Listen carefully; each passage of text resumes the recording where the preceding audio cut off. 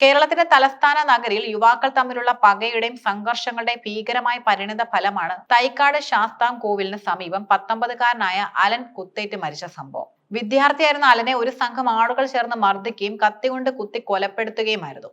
കേസിൽ 7 പ്രതികളെ police arrest ചെയ്ത് കസ്റ്റഡിയിൽ എടുത്തെങ്കിലും അന്വേഷണത്തിന് ഏറ്റവും വലിയ വെല്ലുവിളി നേരിടുകയാണ്. ഏറ്റവും പ്രധാനമായി കൊലപാതകത്തിന് ഉപയോഗിച്ച തൊണ്ടി മുതലായ ആയുധം കണ്ടെത്താൻ കഴിയാത്തത് പോലീസിന് കനത്ത തിരിച്ചടിയായി.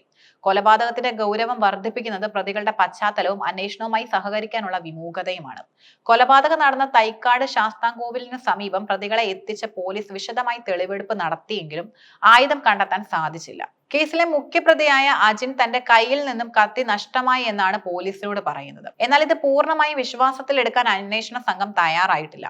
കൊലപാതകത്തിന് ഉപയോഗിച്ച ആയുധം മനഃപൂർവ്വം മറച്ചുവെച്ച് കേസിൽ തങ്ങൾക്കെതിരെയുള്ള തെളിവുകൾ ഇല്ലാതാക്കാനുള്ള വ്യക്തമായ ശ്രമമാണ് പ്രതികൾ നടത്തുന്നതെന്നാണ് പോലീസിന്റെ നിഗമനം. ചോദ്യം ചെയ്യലിൽ പ്രതികൾ പോലീസുമായി പൂർണ്ണമായും സഹകരിക്കുന്നില്ല. ഇത് കേസിലെ ഗൂഢാലോചനയുടെ വ്യാപ്തി, കൃത്യമായ ആസൂത്രണം, പങ്കെടുത്ത എല്ലാവരുടെയും പങ്ക് എന്നിവയിലേക്ക് വ്യക്തത വരുത്തുന്നതിന് തടസ്സമുണ്ടാക്കുന്നു.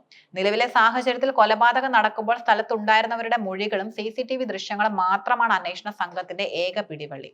നിർണായകമായ ആയുധം കണ്ടെത്താനാവാത്തത് പ്രതികൾ നിയമപരമായി പഴുതുകൾ നൽകാൻ സാധ്യതയുണ്ട്. അജിൻ തെളിവെടുപ്പിനിടെ അലനെ കുത്തിയ രീതി പോലീസിന് കാട്ടിക്കൊടുത്തെങ്കിലും തൊണ്ടി മുതൽ കണ്ടെത്താനാവാത്തത് കേസിന്റെ നിയമപരമായ നിലനിൽപ്പിന് വെല്ലുവിളിയാകും.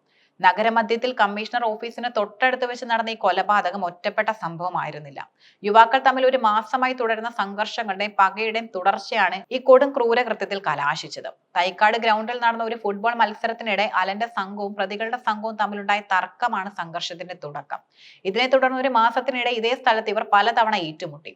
തുടർച്ചയായ സംഘർഷങ്ങൾ കമ്മീഷണർ ഓഫീസിന് അടുത്ത് വെച്ച് നടന്നിട്ടും ഇത് തടയാനോ യുവാക്കൾക്കെതിരെ ശക്തമായ നടപടി എടുക്കാനോ പോലീസിന് സാധിച്ചില്ല. പോലീസിന്റെ നടപടി എടുക്കാത്ത സമീപനമാണ് ഒടുവിൽ ഒരു ജീവൻ നഷ്ടപ്പെടുന്നതിന് കാരണമായതെന്ന വിമർശനവും ശക്തമാണ്. തിങ്കളാഴ്ച വൈകിട്ട് 5-നാണ് തമ്പാനൂർ തോപ്പിൽ വാടകയ്ക്ക് താമസിക്കുന്ന അലനെ പ്രതികൾ സംഘം ചേർന്ന് മർദ്ദിക്കുകയും ആക്രമിക്കുകയും ചെയ്തത്. സാക്ഷികളുടെ മൊഴി പ്രകാരം അക്രമകാരികൾ ഹെൽമറ്റ് കൊണ്ട് അലന്റെ തലയിൽ ഇടിക്കുകയും കയ്യിൽ കരുതിയിരുന്ന കത്തി കൊണ്ട് നെഞ്ചിൽ കുത്തുകയുമായിരുന്നു. കമ്പി കൊണ്ടുള്ള ആയുധമാണ് മുൻപ് കരുതിയിരുന്നതെങ്കിലും അലന്റെ സുഹൃത്തുക്കൾ കത്തി ഉപയോഗിച്ചാണ് കുത്തിയതെന്ന് പോലീസിന് മൊഴി നൽകി. മുഖ്യപ്രതിയായ അജിൻ സ്ഥിരമായി കത്തി കയ്യിൽ കൊണ്ട് നടക്കുന്നയാളാണെന്ന് പോലീസ് സ്ഥിരീകരിച്ചു. കൊലപാതക കേസിലെ പ്രതികളുടെ ക്രിമിനൽ പശ്ചാത്തലം കേസിന്റെ ഗൗരവം വർദ്ധിപ്പിക്കുന്നു. അജിൻ വധശ്രമം ഉൾപ്പെടെ ഒട്ടേറെ കേസുകളിൽ പ്രതിയാണ്. ഇയാൾ മ്യൂസിയം പോലീസ് സ്റ്റേഷനിലെ റൌഡി ലിസ്റ്റിൽ ഉൾപ്പെട്ടയാളുമാണ്. സന്ദീപ് ഭവനിൽ അഭിജിത്ത്, കിരൺ, നന്ദു, അഖിൽ ലാൽ, സന്ദീപ്, അഖിലേഷ് എന്നിവരാണ് കേസിലെ മറ്റ് പ്രതികൾ. ഇതിൽ സന്ദീപ് കാപ്പ കേസ് പ്രതിയാണ്. റൌഡി ലിസ്റ്റിൽ ഉള്ളവരും ക്രിമിനൽ കേസുകളിൽ ഉൾപ്പെട്ടവരുമാണ് പ്രതികളിൽ അധികവും. കൊലപാതക കേസിലെ ഏറ്റവും ഞെട്ടിക്കുന്ന വസ്തുത ഈ ആക്രമണത്തിന്റെ മുഖ്യ ആസൂത്രകൻ ഒരു +2 വിദ്യാർത്ഥിയായ 16-കാരൻ ആണെന്നുള്ളതാണ്. ഈ 16-കാരനാണ് അലനെ മർദ്ദിക്കാനും ആക്രമിക്കാനുമായി ഗുണ്ടകളെ സംഘടിപ്പിച്ച് കൊണ്ടുവന്നത്. പ്രായപൂർത്തിയാകാത്തതിനാലും ഗൂഢാലോചനയിൽ പ്രധാന പങ്ക് വഹിച്ചതിനാലും ഈ 16-കാരന്റെ പങ്കാളിത്തം കേസിൽ നിർണായകമാകും. നിലവിൽ ഇയാളെ പൂജപ്പുര ഒബ്സർവേഷൻ ഹോമിൽ പാർപ്പിച്ചിരിക്കുകയാണ്. ഇയാളെ കസ്റ്റഡിയിൽ ചോദ്യം ചെയ്യുന്നതിനായി പോലീസ് തിങ്കളാഴ്ച കോടതിയിൽ കസ്റ്റഡി അപേക്ഷ നൽകും. കൊലപാതകത്തിന്റെ ആസൂത്രണത്തെക്കുറിച്ചും പ്രതികളെ ഏകോപിപ്പിക്കുന്നതിനെ കുറിച്ചുമുള്ള കൂടുതൽ വിവരങ്ങൾ ഈ ചോദ്യം ചെയ്യലിലൂടെ പുറത്തു വരുമെന്നാണ് അന്വേഷണ സംഘം പ്രതീക്ഷിക്കുന്നത്. യുവാക്കൾക്കിടയിലെ നിസ്സാരമായ തർക്കങ്ങൾ പോലും കൊലപാതകത്തിൽ കലാശിക്കുന്ന രീതിയിലേക്ക് തലസ്ഥാന നഗരിയിലെ ക്രിമിനൽ സംസ്കാരം വളരുന്നത് സമൂഹത്തിന് വലിയ ആശങ്കയാണ് നൽകുന്നത്. അലൻ കൊലപാതക കേസിൽ പ്രതികളുടെ പോലീസ് കസ്റ്റഡി ഞായറാഴ്ച അവസാനിക്കാനിരിക്കെ ആയുധം കണ്ടെത്താനുള്ള ശ്രമങ്ങൾ പോലീസ് ഊർജിതമാക്കേണ്ടതുണ്ട്.